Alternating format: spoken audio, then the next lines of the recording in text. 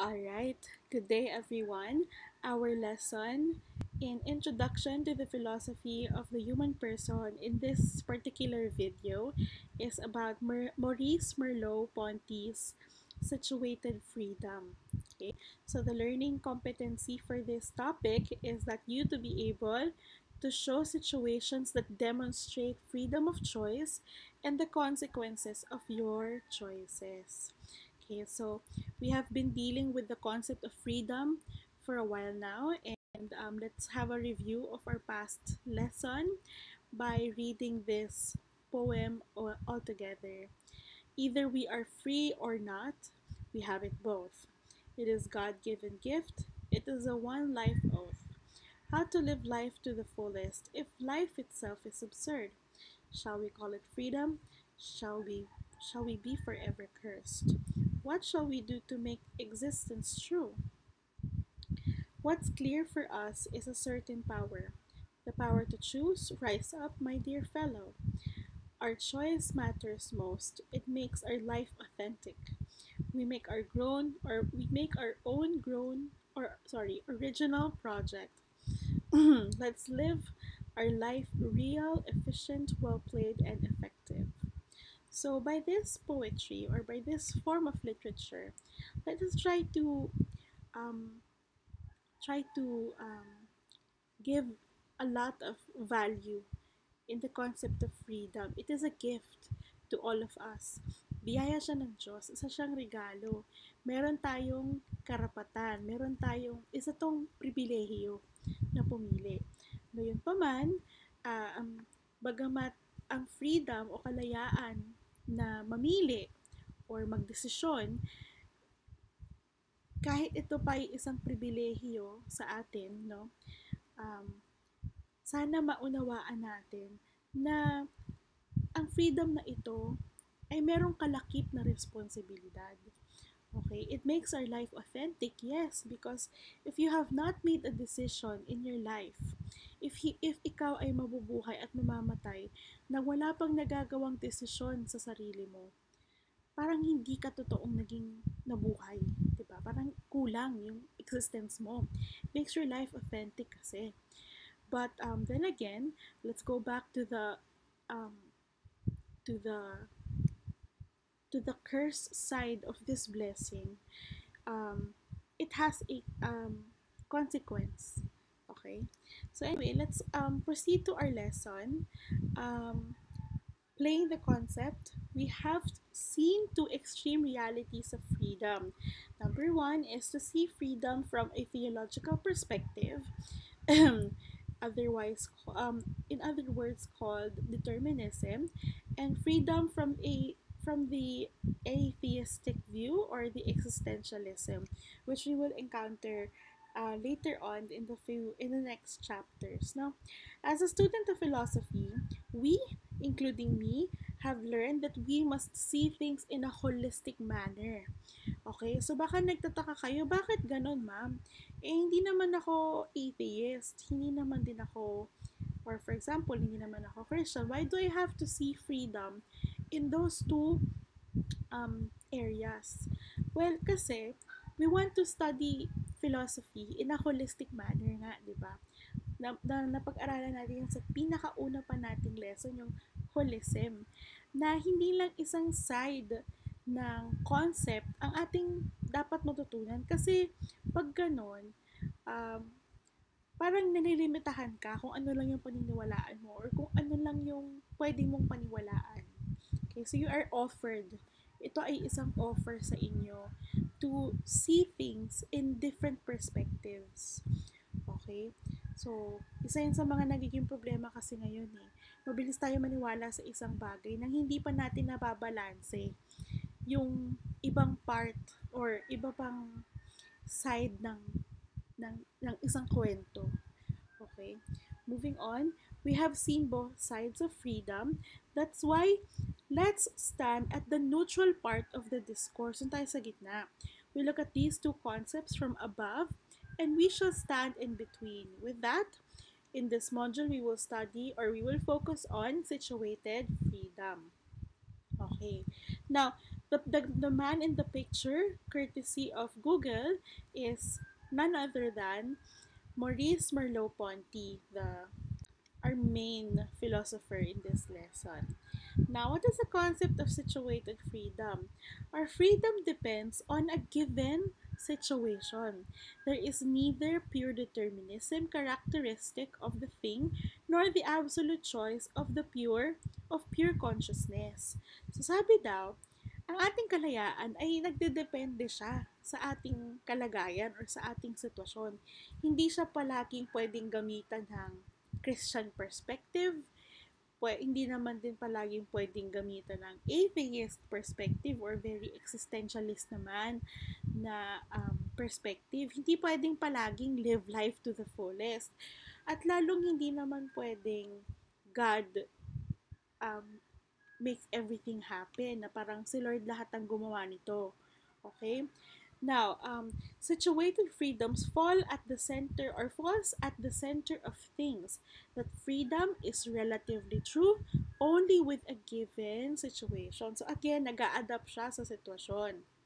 Now, this philosophical concept came from Maurice Merleau-Ponty, a contemporary of Jean-Paul Sartre, not to mention being his school buddy and a friend. So, hindi lang sila fellow philosophers. They're very close friends. Now, Merleau-Ponty, a French philosopher, asks, what then is freedom? For him, to be born is both to be born of the world and to be born into the world. Okay, so magkaibang concept yun. And simply, we exist for a purpose, and that purpose is relative to every being. Ano ba ang purpose mo?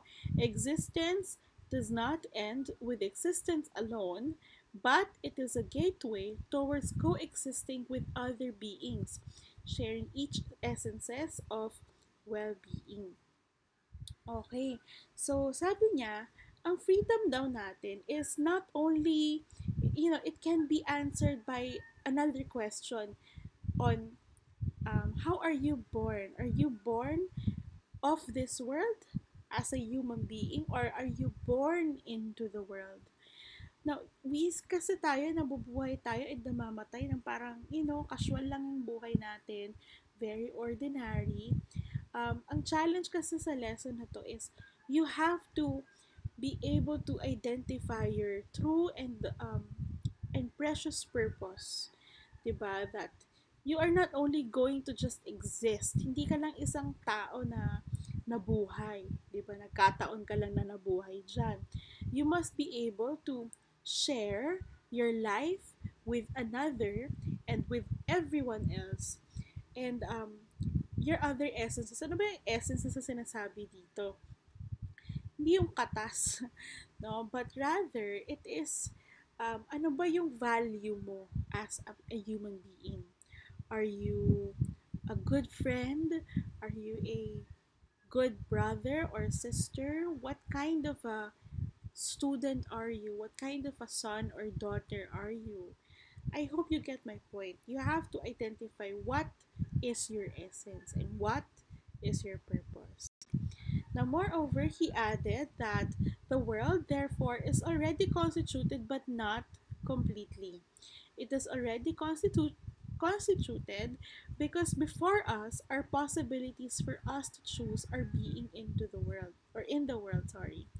Our world is a given world, predetermined, created even before us. All that is in this world are constituted for a purpose.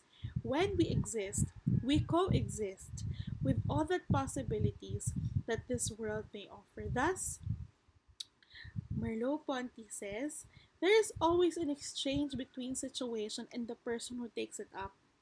Our choices depend on every situation. The same situation million years ago that existed and constituted all throughout time. Now, in all situations possible, how can we exercise our authentic freedom? Now, ang ibig sabihin lang ng slide na to, class, is that nabuhay na ang mundo, nagawa na ang mundo, way, way ahead of us. Diba? Matagal na ngang may tao. And before there were humans, meron ng creation ang Diyos. Okay? Um, However, sabi ni Merleau-Ponty, um, nalikha ang mundo, yes, pero hindi pa kumpleto. At ano ang kukumpleto kaya doon? Okay. Um, now, how you will see the world or how you will experience the world is actually predetermined. It is still your choice. Paano mo dadanasin ang mundo? Um, how will you also coexist with other forms of creation? I mean, I'm sure hindi lang tao ang nilikha ng Diyos. Meron ding mga hayop, meron ding mga halaman, okay? And so many things. Nagkataon lang na ang tao ay nabigyan din ng kakayahan, okay, ng gift to invent beautiful things that later on evolved to what, looks like technology today, the industry, the various industries that we have around us.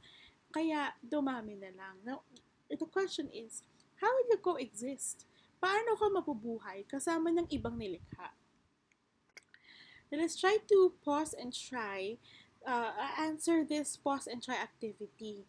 Now, let me just explain this activity to you. No, you see a runaway trolley moving toward 5 tied up people on the tracks.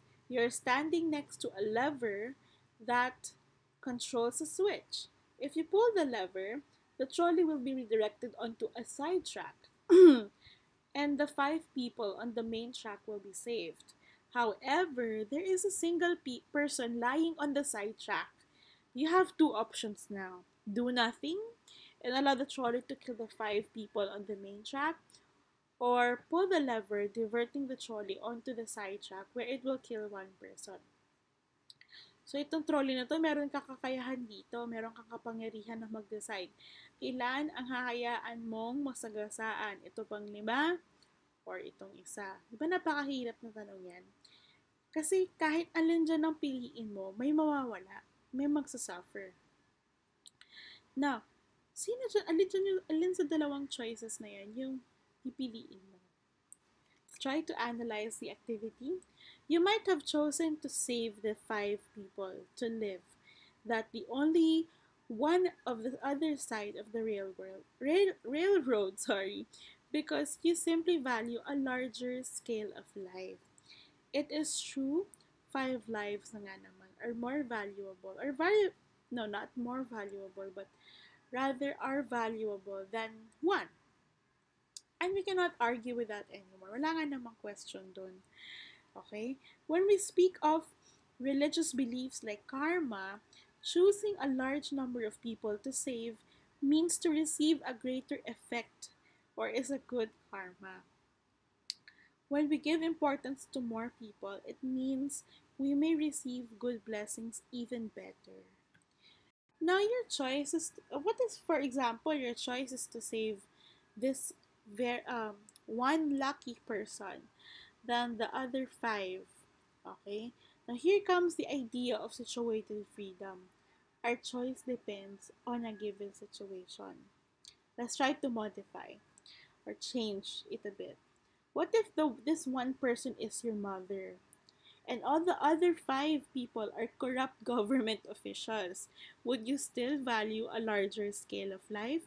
Pipiliin mo pa rin bang isalba ang buhay ng 5 corrupt na government officials o yung nanay mo na nag-iisa doon sa kabilang riles ng tren? I'm sure sasagot mo, di ba? Yung nanay mo kasi love mo yung nanay mo eh. Bakit pa natin isa-save yung 5 corrupt na official? Yun yung concept ng situated freedom, mga anak. Okay? In given situations, our choice changes. Diba? Nagbabago yan. I'm sure marami kayong realization ngayon na, oo nga, sa akin, for example, hindi okay sa akin na mangopya. Kaya lang, kapag talagang gipit na gipit ka na, pwede naman. Diba? Nagigets niyo ba yun? So, we might choose this one single person because this human person has a higher value in our life. We can exercise freedom here basing on the moral standards that we have. Never forget that whatever choice we make, We shall always be responsible and accountable for the given consequences. Alin man dyan ang pipiliin mo, you must be able to parang panindigan yung choice na yun. Ano man ang consequences at responsibilities na nakalakip ng decision na to. Let's go back to the concept. Let's start with this quotable quote of our philosopher for today. We know not through our intellect, but through our experience. Hindi nga naman tayo, wala tayong, kulang yung kaalaman. Alam niyo yun, mahirap yung alam mo lang. Dapat naranasan mo talaga siya, na-experience mo. So, therefore, hindi ka lang natutong magluto dahil lang nagbasa ka ng manual kung paano magluto, kung paano, yung cookbook. Hindi ka matututo basta-basta eh. Matututo ka kung naranasan mong magluto. Diba? And that is the concept of, that is what is the concept of situated freedom that Merleau-Ponty is trying to teach us today. Being known as one of the greatest or great thinkers in the area of phenomenology, for Merleau-Ponty, experience is way better than our intellect in terms of acquiring knowledge. In every choice we make, we try to be analytic, but still experience can be the best key. Through experiences from childhood up to now, we are able to collect values, not just a simple family value, but a high moral standard value. Di ba ng bata tayo, we are taught to say or to use po and opo as a sign of respect to your elders. Now, that simple gesture connotes a high moral value. Okay? And unconsciously, that value is confined within us as we grow older. Habang tumatanda ka, sana nga naman, bit-bit mo pa rin yung paggamit ng po at opo. Hindi lang kapag tuwing mag-iinis ka na opo, po. Di ba yung nakakaasar yung ganyan eh. Now that's, and I strongly believe that as long as we live with a high moral value, we live more authentically. Huwag sanang mawala yung mga values na natutunan mo noon. Diba? Practicing our freedom to choose good over evil. Alam mo naman kung anong mali. So, wag ka nang, be wise in in making choices na wag nang piliin yung alam mong hindi naman tama or makakasama sa'yo. Now, to deepen more the concept of situated freedom, here is an example or excerpt from Romel Gersava's article entitled Freedom, and I quote, he states that freedom is interwoven with the field of existences. Our choices are not made from absolute zero, but from this field of meaning. Ganda, no? Ang sabi niya dito, freedom daw, according daw kay Merleau-Ponty, is, alam mo yun, nakatahi siya. Parang imagine nyo yung nakatahi. Hindi siya madaling matanggal unless puwersahin mo siyang tastasin. Okay? It is interwoven with our field of experiences. Ano man ang karanasan mo, kasama yan dun. Yung mga pinili naman natin, yung mga choices naman na ginawa natin in the past, up to now, hindi naman sila nanggaling sa wala. May pinanggagalingan yan eh. Pinili mo ang isang bagay kasi may naranasan ka na nagkamali ka before na dahil na ito yung pinili mo. Or baka naman may nakita ka na pinili ang isang bagay at nakita mo yung epekto. Kaya ito, ganito na yung gagawin mo. Okay. Now, it means that we choose something not simply because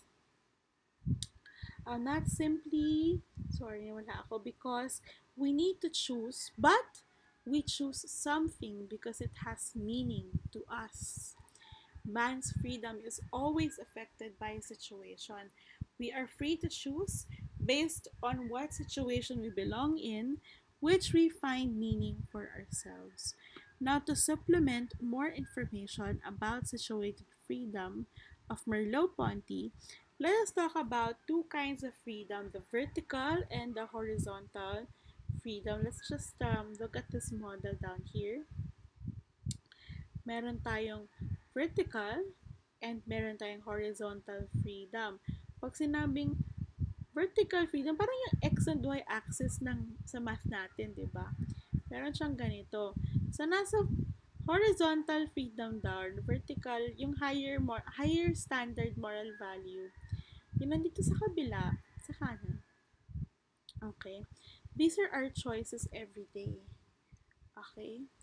Now, parang ganyan lang siya. Wait lang. Let's just look at the discussion. There are two kinds of freedom. The freedom of choice and the freedom and the fundamental option. Okay, ito daw. Ay, sorry, hindi na pala pwedeng bumalik. The freedom of choices are basic and particular choices we made every day in our lives. The fundamental option is our general direction or orientation in life that reflects our values in life. Okay, so ang freedom of choice daw, ito yung mga everyday nating decisions. Okay, mga choices. Yung fundamental option naman, ito yung mga, ano bang tawag dito? Yung mga, hindi direction eh. Yung, para kumbaga siyang gabay ba? Or plano na nakaplano na siya based sa ating mga buhay or sa mga value systems natin sa pamilya.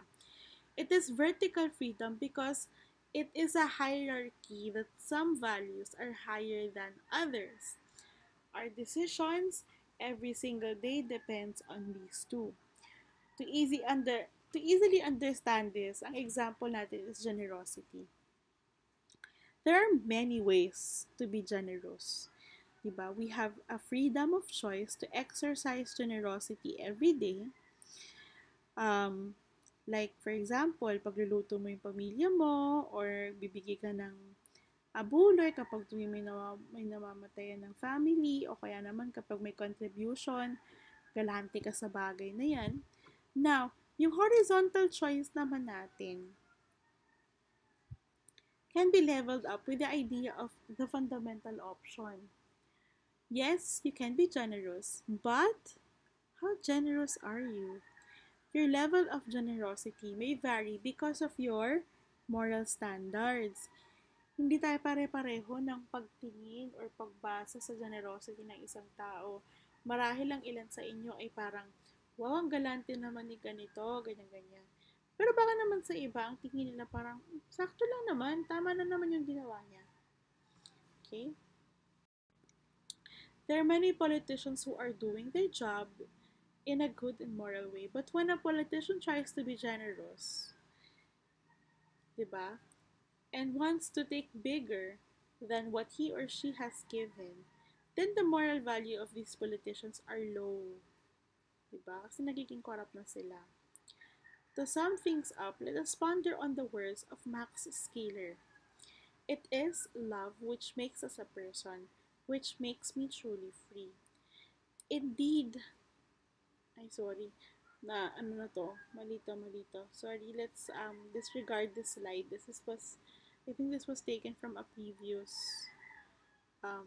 lesson, sorry, on Imago Day.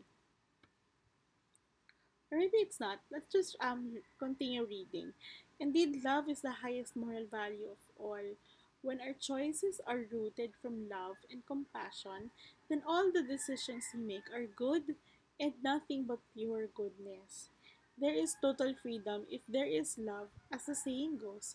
If you love someone, set it free. Freedom makes us truly human.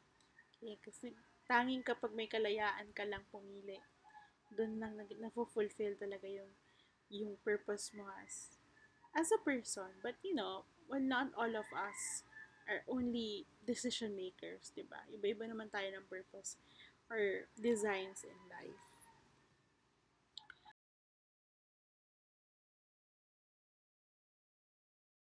So with that, thank you and have a nice day. I'd like to give credits to Slides Go and for this PowerPoint template. Thank you and have a good day.